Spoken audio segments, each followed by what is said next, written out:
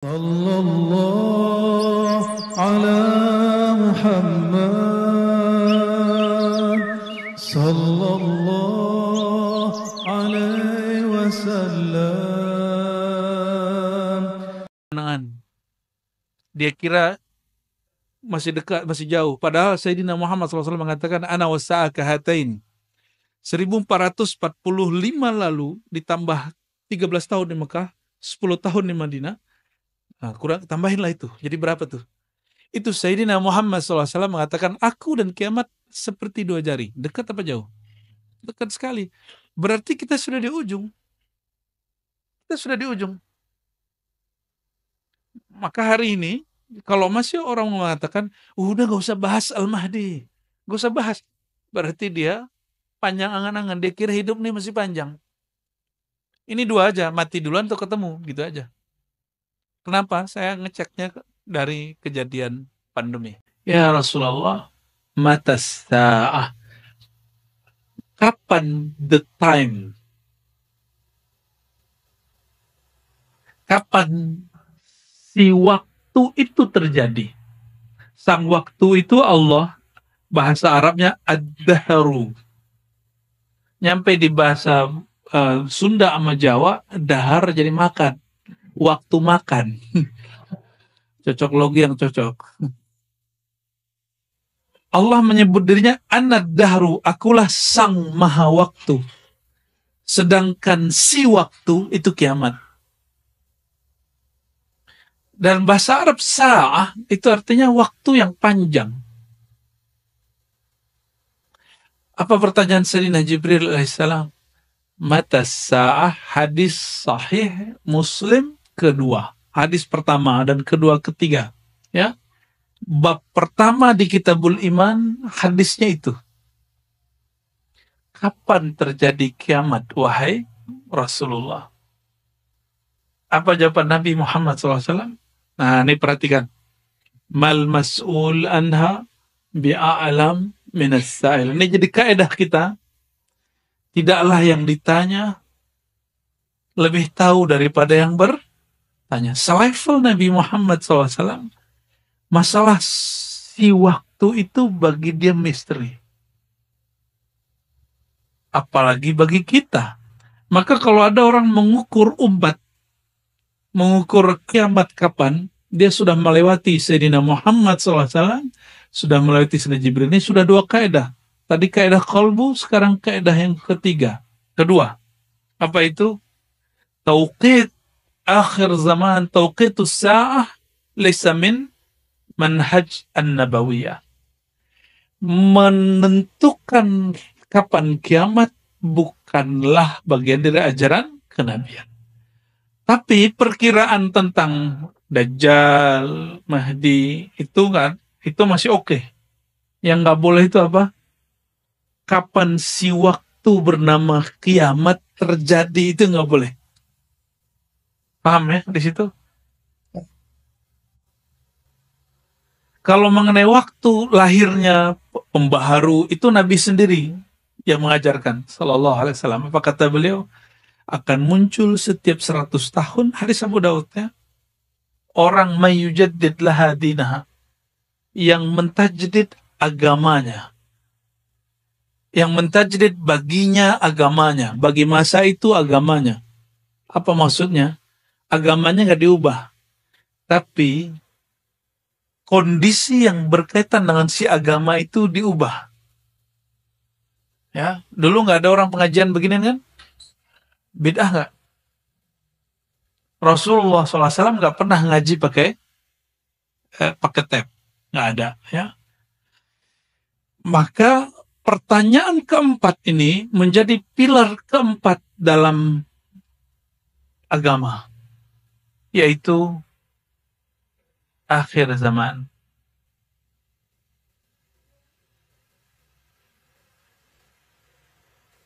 Jadi kalau orang tanya, ketika Nabi SAW ya melihat para sahabat bingung, tiba-tiba Sayyidina Jibril itu pergi setelah bertanya tentang tanda-tandanya.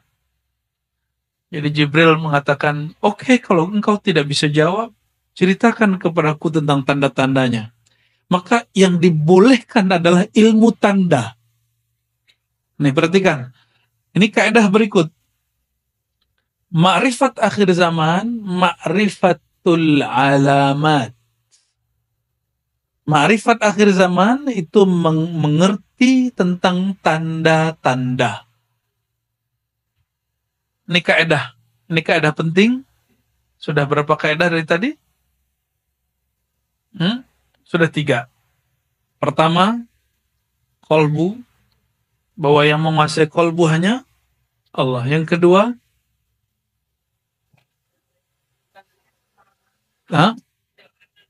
tidak ada dalil yang memperkenan kita menentukan kiamat.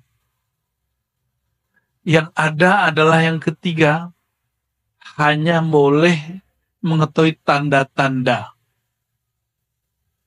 Paham di situ ya? Dan tanda-tanda ini, coba Islam, fisik, iman, akal, ihsan, kolbu, ruh.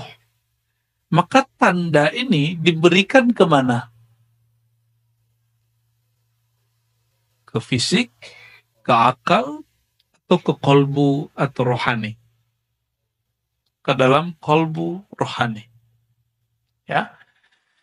Nah, ini yang kita sebut dulu ya, saya hanya menyebutnya trilogi. Selamat datang Buya Kasril ya, Al-Khalidi.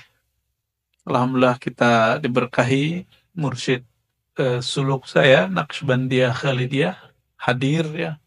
Dan rombongan dari Payakumbuh ini luar biasa. Ya. Malam tadi belum istirahat langsung kita siksa. Kita minta memberkati ribat yang di Ciputat. Jadi nggak ada istirahatnya. Malam-malam jam 2 baru istirahat. Semoga Allah berkahi beliau, amin ya rabbal alamin ya.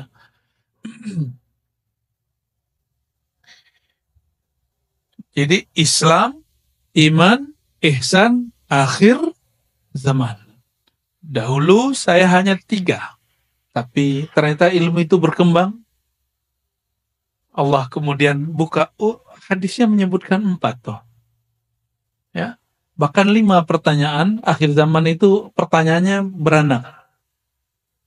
Dan kemudian Sayyidina Muhammad sallallahu alaihi wasallam ya, beliau ketika Sayyidina Jibril pergi, itu Sayyidina Jibril, ini perhatikan, yatamatsalu rajulan, menyerupai seorang laki-laki, serbannya bagus, rambutnya sangat hitam, bajunya sangat putih.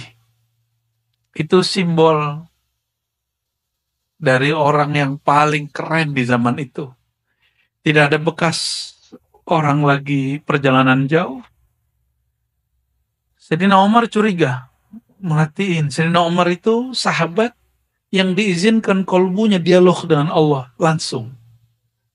Maka dia disebut dengan gelar muhaddatsin, orang yang dapat ilham. Orang yang dapat ilham. Sayyidina Umar ketika melihat orang itu, falabistu maliyah, aku terdiam sejenak keheranan. Lalu Sayyidina Muhammad SAW bertanya, atadri ya, manisa'il ya Umar. Hai Umar, kamu tahu siapa yang nanya? Sayyidina Umar mengatakan, la ya Rasulullah, engkau yang lebih tahu, Allah yang lebih tahu. Tapi dia curiga. Ya. Apa kata Sayyidina Muhammad SAW? Dzaka Jibril ja'akum liyu'allimakum dinakum. Itu Sayyidina Jibril datang kepada kamu mengajarkan ad-din, agama kamu. Maka 4 ini adalah pilar agama. Jadi kalau orang bertanya, saya belajar agama, apa saja yang saya sudah pelajari? Pertama, al-Islam, fiqh. Yang kedua, bab iman, akidah. Yang ketiga, ilmu hati, tasawuf. Jadi bertasawuf wajib bukan? Yang masih mengatakan bid'ah, kurang piknik. Itu hadis nomor pertama di Kitabul Iman. Bab pertama dalam bab Al-Iman, Sahih Muslim. Emang dia nggak baca Sahih Muslim? Oh, ada orang tasawuf nggak sholat, itu bukan tasawuf bro, itu kebatinan. Ya, ada orang kemudian kalau bertasawuf dia kemudian suka khurafat. Lah itu ahli khurafat bukan tasawuf, itu nggak tahu tasawuf. Ya, seumur-umur saya ketemu Abu Ya Kasril itu nggak pernah ngomong khurafat. Ya, beliau bicara apa yang beliau rasakan, bukan bicara apa yang di khuraf. Khuraf itu dongeng, dongeng yang dibuat-buat. Terus akhir zaman, perhatikan, akhir zaman itu karena memahami tanda-tanda, maka di Quran ada kalimat kul siru fil ard. Katakanlah hai Muhammad, berjalanlah, bergeraklah di muka bumi. Bergeraklah di muka bumi. Maka sirah atau harakah kita sebut pergerakan, itu adalah pelengkap daripada akhir zaman. Nah, pelengkap akhir zaman ini yang bernama pergerakan itu ada 3 jenis. Satu, pergerakan akliyah, dia bergerak dengan akalnya, rasionya, maka main pintar-pintaran. Bagi mereka kemajuan akhir zaman itu berdasarkan penemuan intelektual. Kelompok yang kedua, lawan dari akal. Orang-orang yang nggak masuk akal. Orang-orang yang kita sebut halu dan kebatinan. Mereka suka cocok logi, suka memaksakan makna, bahkan memalingkan makna hadis itu sesuai nafsunya. Kelompok yang hari ini disebut halu. Kelompok yang disebut halu. Dan ada yang ketiga, ini yang paling penting. Ahlul ruh, ahlul qulub. Ahli kolbu, ahli rohani. Ya, hanya mereka yang bisa memahami tentang akhir. Masalahnya mereka itu sedikit. Semoga kita termasuk yang sedikit itu. Amin rabbal alamin. Ya. Jadi semua ini, 4 ini disebut ad-din. Apa yang disebut ad-din? Agama. Maka ketika disebut inna ad-dina indallahil Islam, agama di sisi Allah itu al-Islam. Inilah maksudnya. Jadi al-Islam sebagai agama, ada al-Islam sebagai ilmu. Ini pengantar tentang Al-Mahdi. Jadi ilmu tentang Al-Mahdi ada nggak di fikih? Jadi kalau ada fikih bilang nggak usah bahas-bahas begituan, wajar, dia nggak ada di kitab dia. Ya, ada nggak di bab iman? Ada yang bahas, ada yang tidak. Kebanyakan tidak bahas. Kebanyakan ahli akidah tidak membahas bab Mahdi. Maka wajar, nanti mohon maaf, orang mengaku ahlu sunnah, aswaja, berakidah Asy'ariyah, Maturidiyah, mazhab Syafi'i atau sejenisnya, dia kemudian menentang pembahasan tentang Al-Mahdi. Udahlah masih lama gitu. Orang begini kena penyakit namanya tulul amal. Apa arti tulul amal? Panjang angan. Dia kira masih dekat, masih jauh. Padahal Sayyidina Muhammad SAW mengatakan, Ana wasa'a kahatain. 1445 lalu ditambah 13 tahun di Mekah, 10 tahun di Madinah. Nah, kurang tambahinlah itu. Jadi berapa tuh? Itu Sayyidina Muhammad SAW mengatakan, aku dan kiamat seperti 2 jari. Dekat apa jauh? Dekat sekali. Berarti kita sudah di ujung. Kita sudah di ujung. Maka hari ini, kalau masih orang mengatakan, udah gak usah bahas Al-Mahdi. Gak usah bahas. Berarti dia panjang angan-angan. Dia kira hidup nih masih panjang. Ini 2 aja, mati duluan atau ketemu. Gitu aja. Kenapa? Saya ngeceknya dari kejadian pandemi. Pandemi itu baru kali itu yang sedahsyat itu sedunia. Yang kena di Indonesia pertama Depok, yang di lockdown itu di Solo. di Payakumbuh. Loh, orang belum masuk situ udah di lockdown. Dan lucu tulisannya LOKDON, lockdown. Itu kekonyolan tapi seru sih. Ya Allahumma sholli ala sayyidina Muhammad, Allahumma sholli ala sayyidina Muhammad.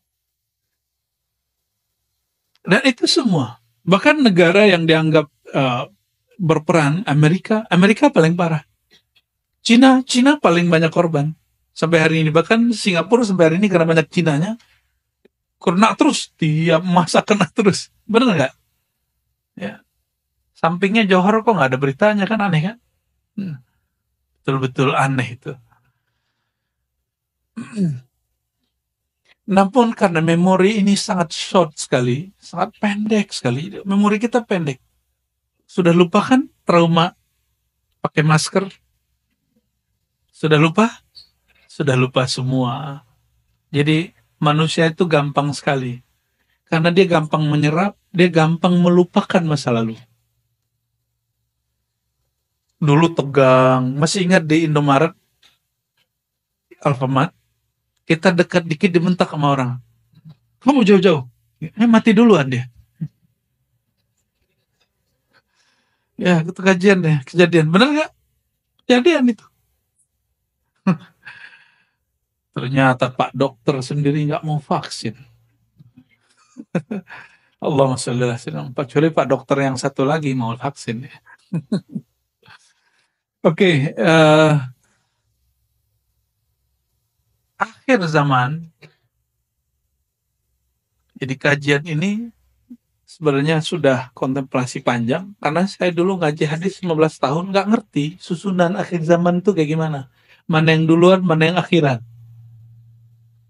Tapi pandemi kemarin itu saya anggap itu suluk. Suluk al-khafidi. Suluk khafid. Jadi suluk itu menempuh jalan. Khafid itu bahasa Arab. Berarti Allah yang maha menyembunyikan, merendahkan, mensirkan. Ya, khafid. Ya, al-khafidi. Jadi selama itu Allah banyak kasih saya anugerah yang saya nggak mengerti. Jadi kalau ilmu yang pertama empirik, al-Islam itu empirik. Apa arti empirik? Coba lihat saya. Oke, sudah kelihatan? Pakai mata apa pakai hati? Oke, kelihatan dengan mata? Itu namanya terlihat secara empirik. Empirik artinya panca indera. Oke, coba pegang temannya di samping. Itu makhluk zahir apa jin itu? Oke, berarti emang manusia yang hadir ya? Bukan malaikat, jin yang hadir toh. Tapi tenang, mereka juga ada yang hadir sebagian. Ya. Cuma karena pakai registrasi dia bingung masuk dari mana tuh. Ya masuk aja mereka. Ya masuk ya. Oke. Itu namanya pengetahuan empirik. Apa pengetahuan? Pengetahuan secara fisik. Ini ringkasan S1, S2, S3 ini. Ada bab tentang angka benar salah. Itu tidak dapat dilihat dengan mata, dia mesti difikirkan. Ini yang disebut oleh Imam Ghazali, aku berpikir, aku cinta, maka aku ada. Diambillah oleh filosof dari barat itu ya, Immanuel Kant. Apa kata dia? Aku berpikir, maka aku ada. Itu diambil dari Ghazali. Maka Ghazalinya barat itu Immanuel Kant. Dia buat agama sendiri disebut Kantia. Ya, Kantianism. Saya kasih angka. Coba. Perhatiin. 1 tambah 3 tambah 4 tambah 5. Berapa? Gampang bener. 1 tambah 2 sebut. Oke, ya. Itu kelihatan nggak? Oke. 2 kali 3 kali 3. Bagi satu. Oke, fokus. Itu namanya pengetahuan yang diperoleh berdasarkan akal, rasio. Maka kita pikir, lalu kita tahu. Alam ini berubah. Betul? Ada sebuah kaidah, segala yang berubah makhluk dicipta. Alam ini berubah, maka alam itu dicipta. A sama dengan B, A sama dengan C. Segala satu yang berubah dicipta. C. Ciptanya C. Terus, si pusing. Nggak jadi deh. Itu mantik ya. Alam, ketika kita sebut dia dicipta, dia bukan muncul dari satu kalimat. Dia muncul dari dua kalimat. Disebut premis. Segala sesuatu yang berubah adalah makhluk. Alam berubah. Yang ketiga, alam adalah makhluk. Menyusun ini, yang menyusun akal atau mata? Atau lisan? Yang menyusun akal. Oke.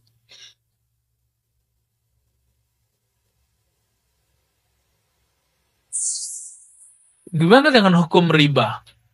Riba itu ditentukan buruknya oleh akal atau oleh syariat?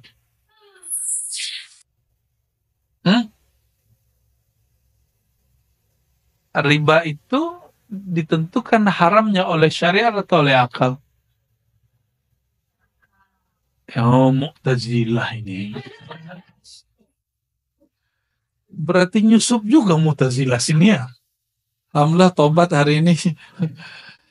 Penentuan hukum baik buruk itu mutlak syariat. Tapi baik buruk separuhnya bisa diketahui akal. Tapi penentuan mutlak ini baik buruk berdasarkan syariat. Ini namanya akidah ahlus sunnah. Jadi ahlus sunnah itu syariat dulu. Syariat bukan berarti hukum boleh nggak boleh nggak. Syariat arti wahyu. Untuk mengetahui hukum riba mesti pakai wahyu. Bukan dengan akal semata. Tapi akal mengetahui sebagian. Akal mengetahui sebagian. Oke. Nah, mengetahui sesuatu setelah berpikir disebut dengan ma'rifat aqliyah. Atau bahasa kitanya pengetahuan rasional. Pengetahuan berdasarkan akal, rasio. Tidak semua yang masuk akal itu cara menjelaskannya sesuai dengan akal. Ya, banyak hal yang masuk akal, tapi penjelasannya nggak masuk akal. Penjelasannya kadang halu, kadang keliru, itu sering terjadi. Nauzubillah min dzalik. Oke, kita tinggalkan akal. Dalam ilmu akal, apakah ada pembahasan tentang Imam Mahdi? Maka orang-orang cerdas, intelek, filosof tidak akan sanggup bicara Mahdi. Paling dia, ente terpengaruh agama-agama kuno. Ya, nggak ada tuh Mahdi-Mahdian, nggak ada. Jadi kalau orang intelektual, pasti dia menolak kajian tentang Al-Mahdi. Ini kita buka-bukaan. Ya, kita bukaan.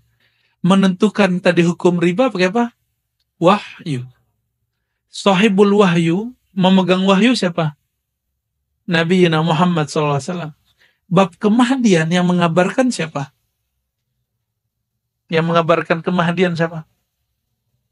Sang pemegang wahyu, Nabi Muhammad SAW. Oleh karena itu, membicarakan tentang kemahdian akhir zaman bukan berdasarkan tebak-tebakan mata, bukan tebak-tebakan akal, tapi dia berdasarkan wahyu yang diturunkan kepada Nabi Muhammad SAW dan pemahamannya disimpan dalam ilham yang diturunkan kepada para ulama ahlullah. Ya, Kalau hukum zahir disimpan dalam kolbu ahli fikih, mufti-mufti yang mengeluarkan fatwa di MUI, di Bahsul Masail NU, Tarjih Muhammadiyah. Mereka mengatakan ini halal, ini haram. Disimpan hukum zahir. Tapi hukum ini hukum rohani. Yang menyimpan hanya ahli rohani. Jadi kalau bertanya bab kemahdian, jangan tanya ke ahli fikih, nggak nyambung. Jangan tanya ke filosof nggak nyambung.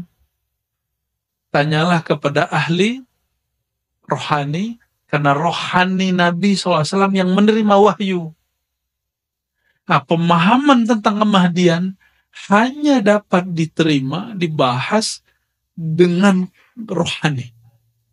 Nah, ini perbedaan kajian akhir zaman ribat dengan di luar ribat. Nah, ini kita sebut ini manhaj kami. Manhaj artinya sistem berpikir yang kami bangun. Ya, tolong diperhatikan. Ribat membicarakan akhir zaman. Ambil hadis Nabi SAW. Karena hadis itu empirik tapi isinya wahyu. Lalu kita pelajari itu dengan kolbu dan ruhani. Kepada ahli kolbu dan ahli ruhani. Barulah kemudian muncul makna. Sebagaimana kitab fikih, hukum tentang sholat, rukun sholat, wajib, tidak wajib, sunnah, bid'ah, tersimpan ilmunya di kolbu ahli fikih, maka ini tersimpan ilmunya di ahli kolbu. Masalahnya, tadi ada bab ihsan ya. Bab ihsan tentang kolbu dan ruh. Ini dua ya. Kolbu dan ruh beda. Perhatikan, kolbu dan ruh beda. Kolbu itu sentral manusia. Ruh itu sumber sebelum kolbu itu adalah ruh. Ditiupkan ruh ke dalam diri, maka Allah ciptakan satu alat dalam diri kita namanya kolbu. Gitu. Maka ruh itu kolbunya kolbu. Intinya kolbu adalah ruh. Tapi ruh bukan kolbu. Ruh lebih dalam, lebih luas daripada kolbu. Jika orang belajar tasawuf mentok dalam bab kolbu, dia nggak akan bisa bicara tentang kemahdian. Dia nggak akan mampu bicara tentang akhir zaman.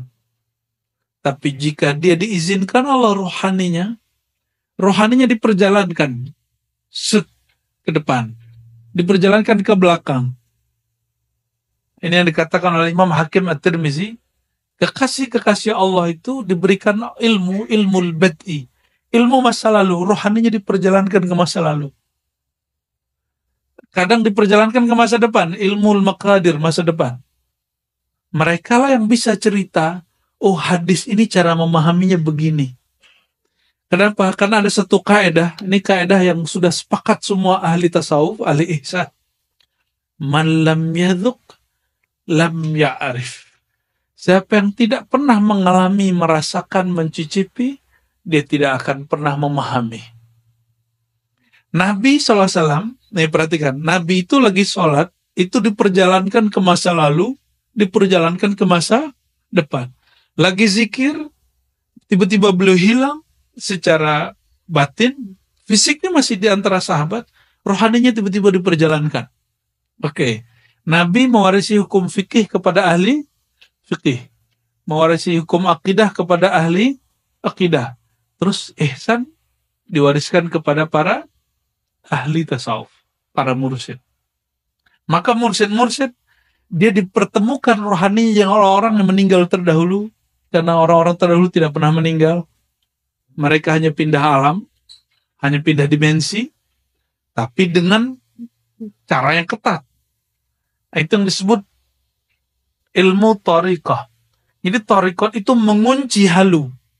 Orang tidak berthariqat pasti halu. Ini perhatikan ya. Jadi kenapa muncul halu? Karena dia mencampur adukan thariqat dengan khayalan dia. Nah, dia nggak bisa bedain ini syaitan apa malaikat ya. Ini syaitan apa halu, ini apa keinginan dia, apa keinginan Allah.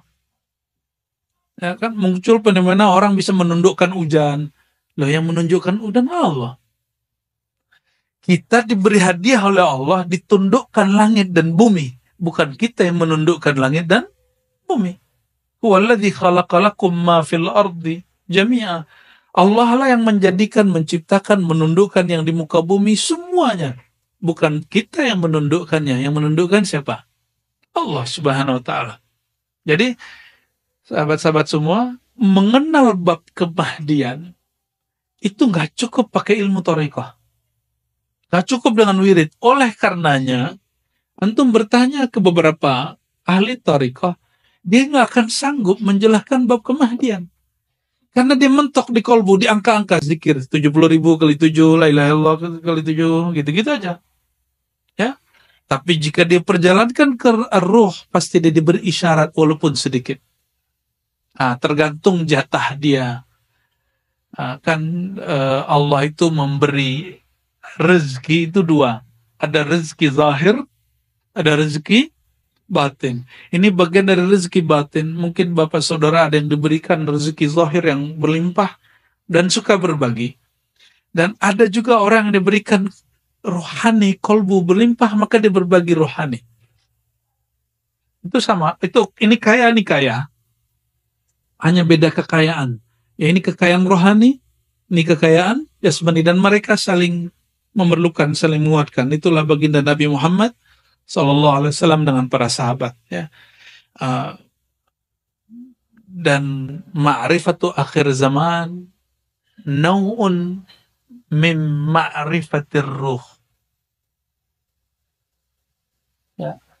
Ini kaidah sebelum masuk ke hadis pertama.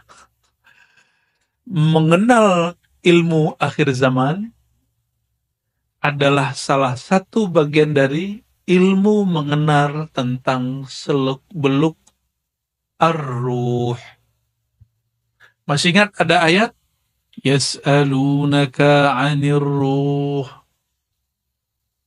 Ya, mereka bertanya kepada engkau tentang ar-ruh. Katakanlah ruh itu amri Rabbi. Ada namanya amri?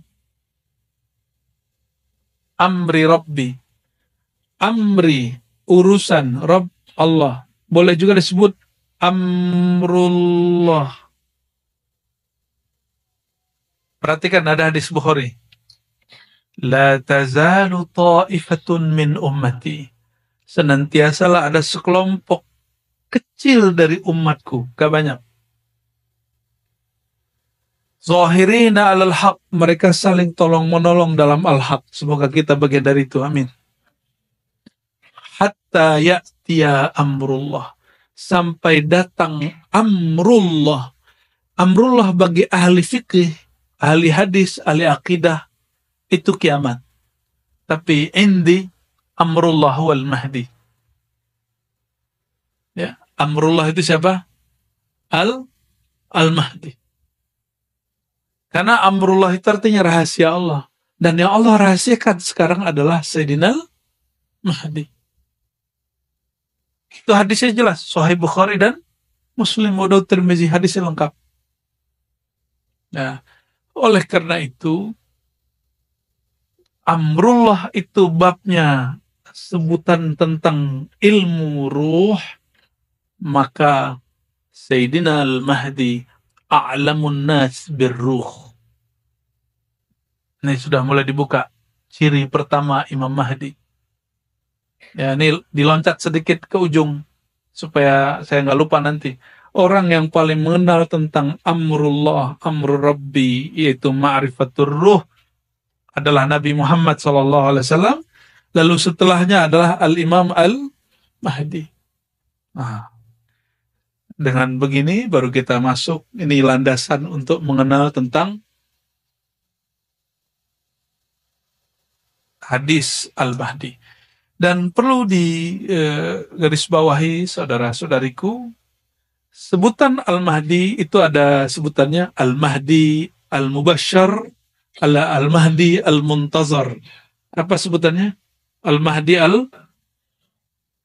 menyebut Al-Mahdi Al-Muntazar itu disebut oleh ulama Ahlus Sunnah dan juga disebut oleh ulama Syiah. disebut oleh ulama Ahlus Sunnah dan juga disebut oleh ulama Syiah. Apa arti muntazar? Mahdi muntazar, apa artinya? Imam Mahdi yang ditunggu-tunggu. Dan dua-duanya ada dalam literatur Ahlus Sunnah, ada dalam kelompok Syiah. Maksud saya sederhana, jadi ada yang nggak paham, lalu mengatakan menyebut Al-Muntazar berarti ente Syiah. Jadi ada yang berhenti kajian akhir zaman, itu cuma karena si Ustadz menyebut kata Al-Mahdi Al-Muntazar. Ini coba cek. Kata Al-Muntazar itu muncul dalam Imam Ahlus Sunnah di Mesir, tapi berasal dari Maroko, yaitu Sidi Abdullah Al-Ghumari, waktu beliau masih di Mesir. Sidi Abdullah Al-Ghumari adalah hafiz terakhir hadis Nabi SAW. Orang terakhir yang paling banyak hafalan hadisnya di dunia. Dan beliau punya kitab tentang Al-Mahdi Al-Muntazar. Dan beliau Imam Ahlus Sunnah. Gitu. Tapi kita beda dengan orang Syiah. Syiah itu Mahdi, imam yang ke-12. Keturunan Rasulullah SAW yang ke-12. Kita enggak. Yang kita maksud Mahdi Muntazar, itu yang akan kita bahas pada sore ini ya. Sebelumnya kita baca lagi suratul Fatihah. Itu Imam Abu Daud dan guru-guru kita yang menjazahkan saya kitab ini, Abuya Syekh Sya'rani Al-Martapuri Al-Makki dan beberapa guru-guru yang lain yang masih hidup, dari Syekh Yasin, dari Umar Hamdan, dari sanadnya yang bersambung kepada Imam Al-Hafiz Abu Daud As-Sijistani. Al-Fatihah. Bismillah.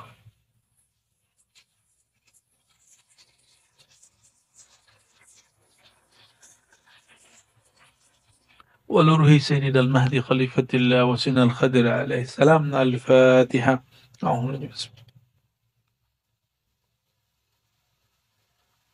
صراط الذين أنعمت عليهم.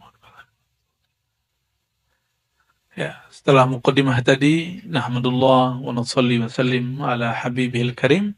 Amma ba'du. Qala bisanadina al-muttasil al-imam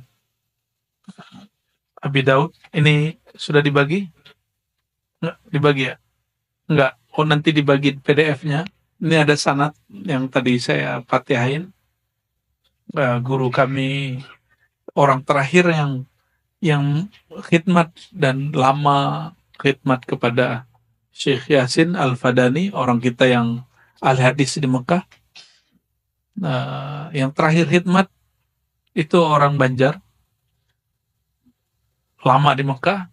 Dan Syekh Yasin ini guru, bukan hanya guru Nusantara, tapi guru di dunia. Maka disebut musninud dunya. Kita ketemu ulama Mesir, disebut Syekh Yasin. Orang Al-Azhar berbangga mengatakan saya murid Syekh Yasin. Ketemu orang India, guru saya ahli hadis, dan mengatakan kami murid Syekh Yasin. Ketemu juga orang Maroko, dia mengatakan oh Syekhuna Syekh Yasin.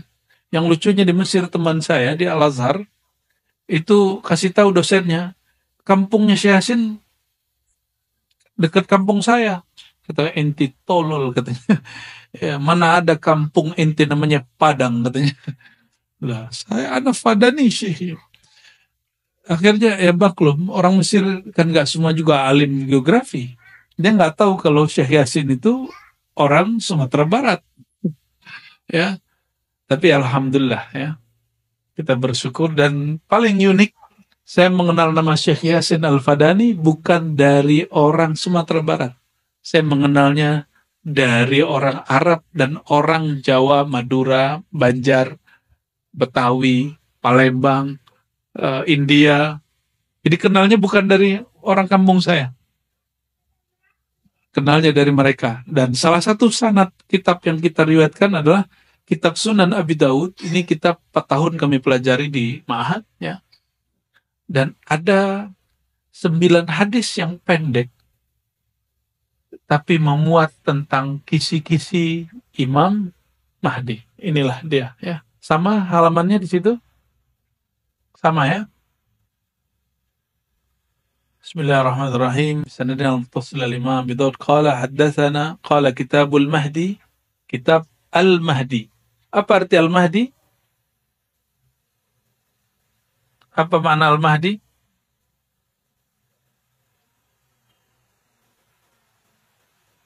Al-mahdi. Al-mahdi dari kata huda, hidayah. Apa arti hidayah? Petunjuk. Petunjuk turun di hati apa di kepala? Apa di gelar? Apakah dokter lebih tinggi hidayahnya daripada orang yang bukan dokter? Wa may yu'min billahi yahdi qalbah. Siapa yang percaya kepada Allah, Allah bimbing hatinya. Berarti Al-Mahdi itu orang yang paling percaya kepada Allah. Itu rumusnya. Surat At-Taghabun. Silakan lihat di rumah ya. Maka Al-Mahdi, jadi ada hada yahdi huda. Fahuwa hadi wa dhaka mahdi. Ya. Ada hadi, kalau hadi yang memberi petunjuk. Kalau mahdi yang diberi petunjuk. Huda berarti tuntunan. Maka al-mahdi berarti yang dituntun. Yang dituntun tadi siapa? Mana yang dituntun? Kolbu, ruhnya. Ruhaninya langsung dituntun oleh Allah Subhanahu wa ta'ala. Ya. Jadi kalau ditanya, ini sudah langsung terjawab, ini harus sudah khatam ini kajiannya, ya. Siapakah Al-Mahdi? Orang yang paling beriman kepada Allah dan orang yang paling tertuntun kolbunya. Masalahnya yang tertuntun kolbunya, ruhnya, ruh tampak atau tidak? Ini masalahnya. Karena ar-ruh itu tidak tampak, maka dia bisa berkamuflase. Jika syaitan dapat menyerupai manusia, menyerupai orang taat, masalahnya nanti orang yang dapat mutiara di kolbunya, dia nyamar jadi syaitan. Itu masalahnya. Nggak ada namanya Al-Mahdi itu, ember itu nggak ada. Kayak yang di Pakistan itu nggak ada. Ya, ngaku sekian ribu kali ketemu Allah, mimpi, ya mimpi doang ngaku. Ya, kalau mimpi mah kita tiap hari ketemu Allah 5 kali minimal, jaga. Ya, lebih keren ketemu Allah jaga atau ketemu Allah mimpi. Ya, jadi ada anak Timur Tengah baru tamat dari Al-Azhar, dia bilang, menurut ente ini Imam Mahdi bukan? Karena menurut ente dia Imam Mahdi. Loh, alasannya apa? Dia ketemu Allah sekian ribu kali, ketemu Rasulullah sekian ribu kali, mimpi. Saya candain, saya nggak pakai pengalaman batin. Ini pakai akal aja. Jadi debat teman begitu nggak usah pakai saya melihat dalam hati, nggak perlu. Cukup mengatakan begini, bro, ente kalau ada orang ketemu Allah dalam keadaan jaga, dan itu setiap hari, mana yang lebih tinggi makomnya daripada orang yang kamu sebut di Pakistan itu Al-Mahdi karena dia ribuan kali mimpi ketemu Allah. Yang pertama dong. Saya canda, bro, samping ente. Samping yang mana nih? Saya bilang gitu. Loh, ente maksudnya gimana? Kamu orang Indonesia, nggak mungkin kamu punya begitu. Saya kasih kemudian satu ayat. Wasta'inu bis-sabri was-salah wa innaha lakabiratun illa 'alal khashi'in alladhina yazunnuna annahum mulaqu rabbihim wa annahum ilaihi raji'un. Surah Al-Baqarah. Ya, ayat berapa tuh? 45 ya? 45 ya. Orang-orang yang khusyuk itu, orang-orang yang yazunnuna annahum mulaqu rabbihim, orang yang yakin dia bertemu Allah.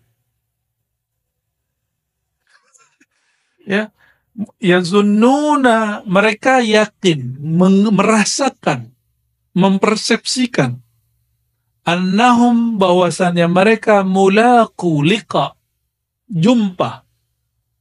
Rabbihim, Tuhannya. Siapa nama Tuhan mereka? Allah. Jadi orang yang disebut khusyuk, siapa yang disebut khusyuk? Kita kalau sholat merasa jumpa dengan Allah, nggak mesti mimpi. Minimal, jadi saya bilang aneh, minimal 5 kali, 5 time setiap hari jumpa dengan yang dimimpin sama imam ente yang di Pakistan itu. Tapi akullak lastu bil mahdi, saya bukan Imam Mahdi. Jika yang ketemu jaga gak Mahdi, masa yang ketemu mimpi Mahdi? Logika-logika akliyah sederhana itu bisa mematahkan orang. Dan itu perlu ya ke apa ya, agak nakal dikit sih. Jangan, harus agak berani dikit. Agak nyeleneh-nyeleneh dikit kalau begituan. Ya, jahil dikit. Jadi nggak boleh kemudian nggak enak gitu, nggak bisa. Itu tips kalau lagi bercanda, tapi candanya bisa merubah orang. Apa kata dia? Tolong selamatkan saudara-saudara saya yang sudah keliru mengatakan yang di Pakistan itu Imam Mahdi. Dia langsung salaman sama saya. Itu salaman pencobaitan baiat sekaligus.